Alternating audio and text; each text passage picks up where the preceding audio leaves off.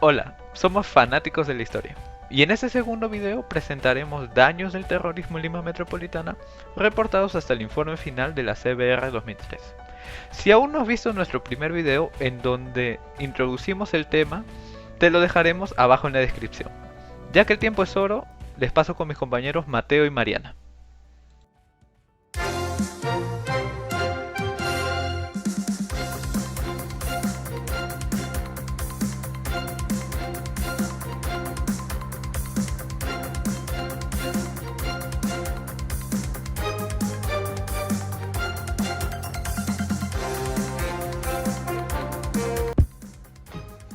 Hola, en este bloque vamos a hablar sobre los daños económicos que causó el terrorismo en la ciudad de Lima. Para empezar, vamos a hablar sobre los costos directos. A nivel nacional, el terrorismo causó daños materiales valorizados en 25.000 millones de dólares americanos. Esta cantidad de dinero es equivalente al total de la deuda externa en el año 2003. Y una buena parte de esta cantidad de pérdidas son atribuibles a las acciones terroristas en la ciudad de Lima. Como bien sabemos, los apagones fueron parte del día a día en la vida de los limeños en las décadas de los 80s y de los 90s.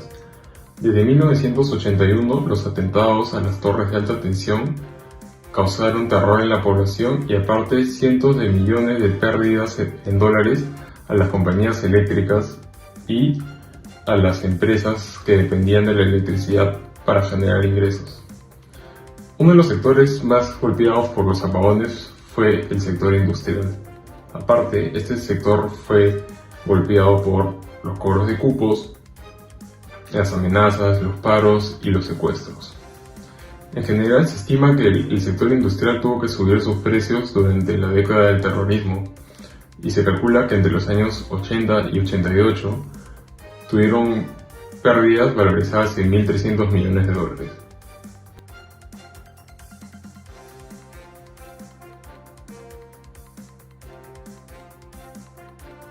Seguiremos con los costos indirectos. Al empezar los atentados en la ciudad de Lima, las empresas tuvieron que destinar parte de su presupuesto a seguridad para proteger sus instalaciones de los ataques terroristas. Esto sumado a los costos extra por la adquisición de electrógenos para contrarrestar los efectos de los apagones, suponían un aumento en el precio final de los productos. Por otro lado, las personas también se veían en la necesidad de mejorar la seguridad de sus viviendas y destinaron parte de sus ingresos a la compra de rejas, cercas eléctricas, trancas, entre otros.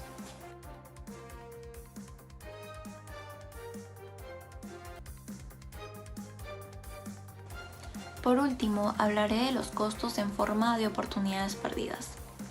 Ante la incertidumbre, la inversión extranjera se retiró, lo que hizo quebrar al sistema bancario, paralizando sectores de la actividad comercial.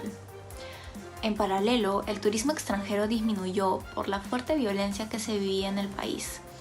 Esta reducción se calcula fue de 11.87% entre los años 1998 y 1992.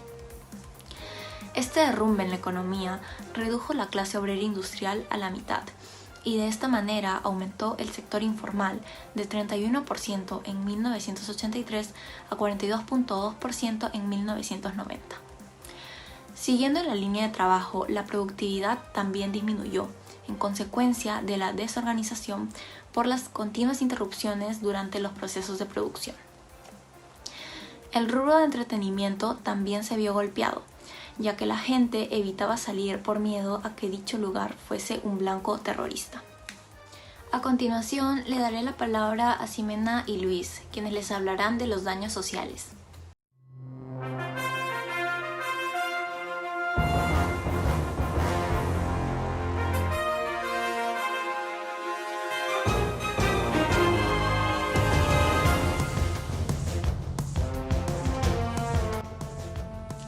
En los daños sociales podemos hablar de la cantidad de muertes que ocurrieron en este periodo por los grupos terroristas Sendero Luminoso y MRTA, que en conjunto fueron un aproximado de 69.000 personas, según las conclusiones generales del informe final de la CBR en el 2003.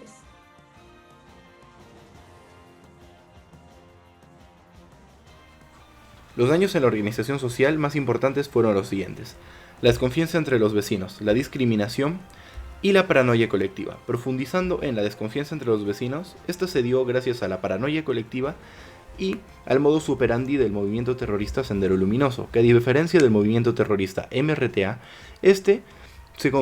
tenía su accionar en la mimetización y en el camuflaje en la población, por lo cual las personas desconfiaban de sus vecinos y de sus desconocidos. Sumados a que en varias universidades públicas se realizaba apología al grupo terrorista, aumentaba una estigmatización hacia los estudiantes de universidades, en especial universidades públicas. En el tema discriminación, como bien me lo mencioné anteriormente, sumado a esta estigmatización hacia el estudiante promedio, surge una estigmatización y una discriminación hacia el migrante de la sierra. Esto debido a que se creó una falsa correlación entre el aumento de los atentados terroristas con el aumento de la llegada de los migrantes de la sierra, debido a que en la sierra se originó este movimiento terrorista, provocando esta falsa correlación. Yendo con la paranoia colectiva, esta fue el eje de todos los problemas en la organización social. La paranoia colectiva, muy bien justificada por el miedo a los atentados terroristas, un sentimiento de miedo en el cual una persona no podía sentirse tranquila debido a la situación, provocando las anteriores mencionadas y muchas cosas que implicaron, por ejemplo, en la caída de los precios de algunas viviendas que estaban muy próximas a lugares donde Sendero Luminoso y MRTA normalmente realizaban atentados, como pueden ser bancos y cuarteles. Por lo cual, aparte de afectar directamente a la sociedad, como a los individuos, también afectó estos daños sociales y estas conductas sociales a la economía.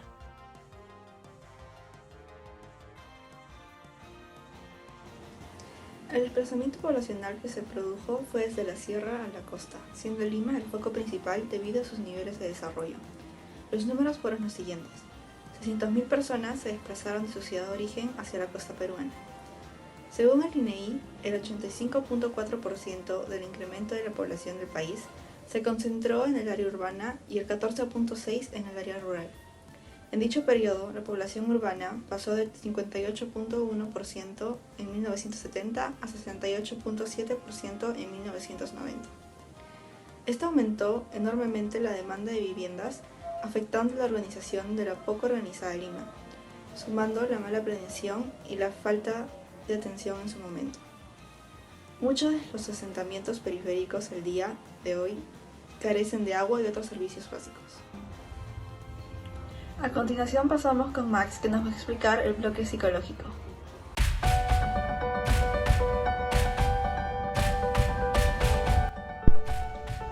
Para miles de personas, la violencia a la que estuvieron expuestas ha sido una experiencia traumática. El impacto y la intensidad de los hechos generaron en muchas de estas ciertos trastornos psicológicos, tales como sentimientos de inseguridad, desamparo e impotencia. Y en muchos casos estos trastornos aún persisten en quienes fueron víctimas del terrorismo hasta la actualidad. Los testimonios más impactantes e inmediatos que la CBR pudo recolectar han sido la vivencia del miedo y del terror. Esto no debería sorprender, ya que el miedo es la respuesta emocional ante una amenaza que pone en riesgo tu vida o la de tus seres queridos. Sin embargo, durante esta etapa de violencia, el miedo pasó de ser un sentimiento personal a algo más colectivo. Podría decirse que se convirtió en un estado permanente. Esto generó un sentimiento de vulnerabilidad en las personas amenazadas por los bandos en conflicto. A partir de ese sentimiento constante de angustia y otros factores como pérdidas de familiares, empezó a generarse trastornos como sentimientos de falta de protección, desconfianza hacia otras personas, vacíos emocionales, etc. Debido a esto, la convivencia comenzó a complicarse demasiado, lo cual generó que muchas personas se distanciaran aún más, y esto provocó un aumento en dichos trastornos.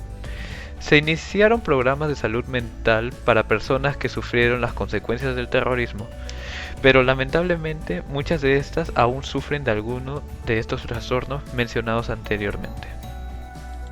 Muchas gracias por ver el video. Si te gustó, no te olvides dejarnos tu me gusta y suscribirte para no perderte la conclusión de esta saga de 3 videos. ¡Hasta la próxima!